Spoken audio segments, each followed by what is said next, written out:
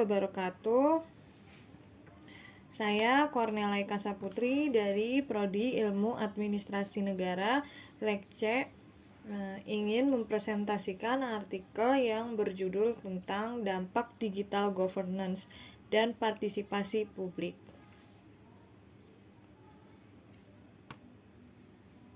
Pendahuluan. Penerapan digital governance memiliki manfaat penting, yaitu memberikan akses kepada masyarakat untuk memperoleh informasi secara lebih mudah dan efisien. Karena dengan adanya e-government dan pemanfaatan teknologi digital dalam tata kelola pemerintahan, ini diharapkan akan terjadi peningkatan dalam administrasi pemerintahan yang lebih baik dan efektif. E-government dan digital governance merupakan langkah maju dalam menerapkan tata kelola pemerintahan yang modern, terbuka, dan berorientasi pada pelayanan publik. Dalam upaya menuju tata kelola pemerintahan yang lebih modern dan efisien, digital governance memainkan peran penting dengan sejalan konsep Smart City. Smart City ini bertujuan untuk menciptakan pemerintahan yang terbuka, transformatif, dan kolaboratif dengan memaksimalkan pemanfaatan teknologi. Jadi penjelasannya itu, penerapan digital governance ini sangat memiliki banyak manfaat untuk masyarakat dalam memperoleh informasi secara lebih mudah dan efisien. Karena dengan adanya e-government ini dan pemanfaatan teknologi digital dalam tata kelola pemerintahan itu diharapkan akan meningkatkan sistem administrasi pemerintahan yang lebih baik dan efektif. Jadi sebaiknya emang e-government ini harus diterapkan di setiap pemerintahan karena memiliki banyak manfaat.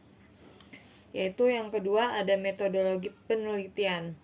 Pada penelitian ini, metode yang digunakan adalah pendekatan kualitatif. Pendekatan kualitatif digunakan untuk memahami dan menggali pemahaman mendalam tentang fenomena yang diteliti melalui interpretasi data yang bersifat deskriptif. Pendekatan kualitatif ini digunakan apabila seorang peneliti itu tidak meneliti langsung ke lapangan atau ke yang bersangkutan. Jadi boleh menggunakan pendekatan kualitatif. Kemudian yang kedua, ada teknik perolehan data. Studi pustaka, yaitu bisa melalui dari jurnal, artikel-artikel lain, atau dari buku-buku. Yang kedua, ada teknik triangulasi atau kombinasi, yaitu tujuannya itu supaya untuk lebih mencari keakuratan dalam meneliti. Terus juga bisa mengetahui berbagai macam referensi-referensi yang didapat. Jadi referensi itu bisa banyak hal ditemukan di teknik triangulasi atau kombinasi, jadi bisa digabung. Kemudian hasil dan pembahasan digital governance dan partisipasi publik dalam pengambilan kebijakan publik. Dalam konteks digital governance, partisipasi publik ini lebih relevan dan dapat ditingkatkan melalui penggunaan teknologi informasi dan komunikasi. E-governance sendiri ini memberikan sarana yang lebih luas bagi masyarakat untuk berpartisipasi dalam proses pengambilan keputusan publik. Berbagai platform digital seperti aplikasi dan media sosial itu memungkinkan warga negara untuk memberikan masukan, menyampaikan aspirasi, dan berdiskusi mengenai kebijakan publik dengan lebih efisien dan transparan. Dengan adanya digital governance, pemerintahan ini dapat meningkatkan keterlibatan publik dalam pengambilan keputusan sehingga kebijakan yang dihasilkan lebih akurat dan sesuai dengan kebutuhan masyarakat. Jadi platform digital ini seperti media sosial itu bisa membuat warga itu menyampaikan pendapat atau kritik untuk pemerintah. Jadi bisa lewat aplikasi. Itu menghemat waktu warga sendiri untuk komplain atau ada hal-hal yang kurang. Jadi warga nggak usah harus repot-repot ke kantor untuk mengkoreksi ini ada yang kesalahan atau bagaimana. Jadi warga tinggal menyampaikan kritikan atau aspirasi masukan di platform digital, yaitu di media sosial atau aplikasi yang tersedia. Kemudian ada yang kedua itu faktor yang mempengaruhi partisipasi publik dalam digital governance.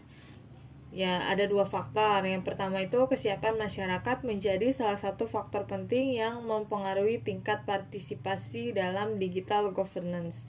Kesiapan masyarakat ini meliputi tingkat keterampilan dan literasi teknologi informasi dan komunikasi yang disingkat TIK. Banyak masyarakat yang masih belum terampil dalam menggunakan teknologi digital, sehingga mereka merasa canggung dan enggan untuk berpartisipasi dalam pemerintahan secara elektronik. Selain itu, sebagian masyarakat juga kurang peduli dengan adanya pemerintahan elektronik, karena mereka lebih merasa nyaman melakukan pelayanan dengan cara tradisional, yaitu bertatap muka langsung dengan petugas pemerintahan. Faktor usia juga berpengaruh, yaitu kesiapan masyarakat itu sangat penting ya untuk faktor penting yang mempengaruhi tingkat partisipasi dalam digital governance. Karena banyak masyarakat yang belum siap akan adanya teknologi digital ini. Nggak mau ribet sih lebih tepatnya masyarakat itu dengan adanya online serba online segala macam. Jatuhnya di pikiran mereka tuh ribet, padahal kalau kita tahu sebenarnya hal tersebut itu untuk memudahkan masyarakat juga. Kemudian yang faktor kedua, keinginan masyarakat untuk berpartisipasi dalam digital governance juga menjadi faktor yang signifikan. Beberapa kendala yang dihadapi oleh masyarakat adalah kesulitan untuk memperoleh pelayanan dari pemerintahan melalui platform e-government. Faktor ini dapat mengurangi motivasi masyarakat untuk aktif berpartisipasi dalam penggunaan teknologi digital dalam berinteraksi dengan pemerintah. Oleh karena itu, penting bagi pemerintah untuk memastikan akses yang mudah dan layanan yang efisien dalam platform e-government agar dapat meningkatkan keinginan masyarakat untuk berpartisipasi. Jadi, supaya masyarakat ini lebih tertarik dan ikut berpartisipasi dalam digital governance ini, sebaiknya pemerintah itu harus lebih mengutamakan layanan. Jadi layanan dari situs platform e-government ini harus lebih ditingkatkan supaya masyarakat itu semakin tinggi untuk berpartisipasi dalam digital governance. Karena menurut masyarakat itu sendiri mungkin kurang efisien dari platform e-government. Sebaiknya pemerintah harus lebih memperbaiki hal tersebut. Kemudian dampak digital governance pada partisipasi publik. Dampak paling signifikan dari pemerintahan digital ini adalah transformasi penyampaian layanan publik. Dengan menggunakan platform dan teknologi digital, pemerintah sekarang dapat menyediakan layanan lebih efisien dan efektif, mengurangi birokrasi dan menyederhanakan proses. Warga dapat mengakses layanan dan informasi penting secara online, menghilangkan kebutuhan kunjungan fisik ke kantor pemerintah, dan menghemat waktu serta sumber daya bagi pemerintah dan masyarakat. Dampak dari governance pada partisipasi publik itu sangat nyata, yaitu menghilangkan kebutuhan kunjungan fisik ke kantor pemerintah. Jadi emang zaman sekarang sudah apa-apa sudah mulai online, terus pemerintahan digital, teknologi digital ini sudah mulai diterapkan. Jadi kayak membuat SKCK atau membuat KTP, membuat surat-surat lain itu sudah bisa dilaksanakan secara online. karena itu menghilangkan, jadi lebih efisien menghilangkan kunjungan fisik ke kantor. Jadi masyarakat sendiri lebih efisien terhadap waktu.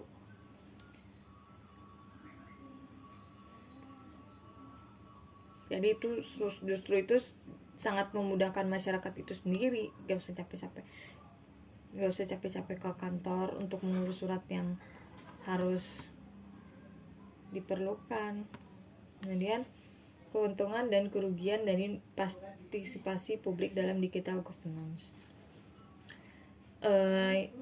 Keuntungannya itu memungkinkan adanya pelayanan servis yang lebih baik pada masyarakat. Yang kedua, partisipasi publik dalam digital governance juga meningkatkan hubungan antara pemerintah, pelaku bisnis, dan masyarakat. Yang ketiga, partisipasi publik melalui akses informasi yang mudah memberdayakan masyarakat. Yang ketiga, digital governance juga meningkatkan efisiensi dalam pelaksanaan pemerintahan.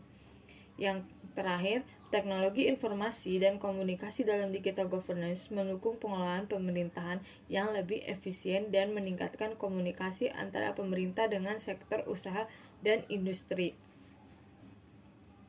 Nah, ada keuntungan, otomatis juga pasti ada kerugiannya. Kerugiannya itu salah satunya adalah potensi terjadinya cybercrime atau kejahatan dunia maya yang dapat merusak sistematik pada e-government. Yang kedua, kesetaraan dalam akses publik untuk keandalan internet, informasi di web. Adanya agenda tersembunyi dari kelompok pemerintah dapat mempengaruhi dan membias opini publik. Salah satunya adalah potensi terjadinya cybercrime. Itu pasti sudah otomatis akan terjadi di dalam e-government, karena banyak orang-orang yang jahat atau banyak orang-orang yang pintar itu mengotak-atik sehingga dia bisa membobol atau berbuat yang curang terhadap aplikasi tersebut.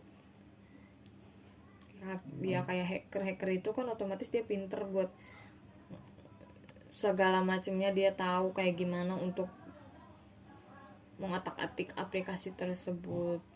Jadi itu tuh kerugiannya, itu salah satunya itu terjadinya cybercrime atau kejahatan dunia maya. Yang kedua itu akses internet, informasi di web itu agak, kalau misalkan kurang internetnya atau nggak ada internet, itu otomatis masyarakat juga sulit untuk mendapatkan informasi di web. Jadi internet itu sangat penting untuk mendapatkan informasi di web. Kemudian tantangan dan hambatan dalam mewujudkan partisipasi publik yang efektif dalam digital governance. Tantangan dan hambatan yang dihadapi dalam mewujudkan partisipasi publik yang efektif dalam digital governance adalah keterbatasan dalam sumber manusia, infrastruktur, dan regulasi. Yang kedua, aspek manajerial juga menjadi fokus penting dalam mewujudkan partisipasi publik yang efektif saat ini. Penerapan e-gov di tingkat pemerintah daerah masih terfokus pada web presence saja, sementara tahapan lain seperti transaksi dan transformasi masih diabaikan. Perlu dilakukan sosialisasi ulang secara komprehensif kepada penyelenggara situs web daerah untuk memperbaiki masalah di kedua tahapan tersebut.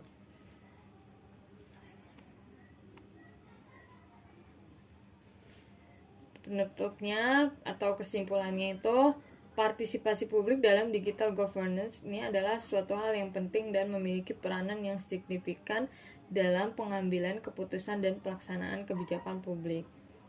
Meskipun terdapat beberapa tantangan dan hambatan dalam mencapai partisipasi publik yang efektif, upaya dan komitmen dari pemerintah untuk memperbaiki kualitas dan efektivitas e-governance akan membawa manfaat yang besar bagi masyarakat. Partisipasi publik yang efektif dalam platform digital dapat meningkatkan kualitas pelayanan publik, memberdayakan masyarakat, dan mencapai tujuan pembangunan nasional secara menyeluruh. Jadi partisipasi publik itu dalam digital governance itu sangat penting, suatu hal yang penting, karena mereka memiliki peranan yang signifikan untuk pengambilan keputusan atau melaksanakan kebijakan publik. Jadi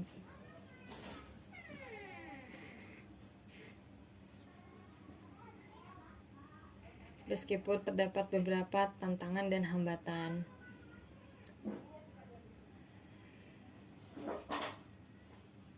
Sekian dari saya, terima kasih. Wassalamualaikum warahmatullahi wabarakatuh.